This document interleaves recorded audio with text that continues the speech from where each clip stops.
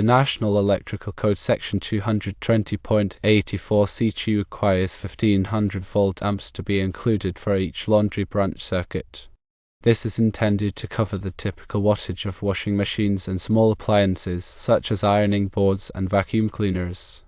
220.84C3 requires nameplate ratings to be included for specific appliances such as clothes dryers. It is important to note that washing machines are not specifically mentioned in this section. When dealing with stacked washer and dryer units, you only need to consider the nameplate rating of the clothes dryer. The washing machine motor is already accounted for under section 220.84C2 with a 1500 volt amps allowance.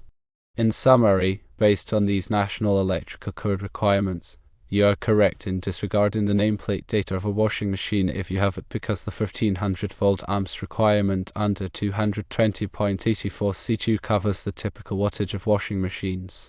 For stacked washer and dryer units, you should only consider the nameplate rating of the clothes dryer unit. The NEC provides these guidelines to ensure accurate load calculations for electrical systems, preventing overload and ensuring safety.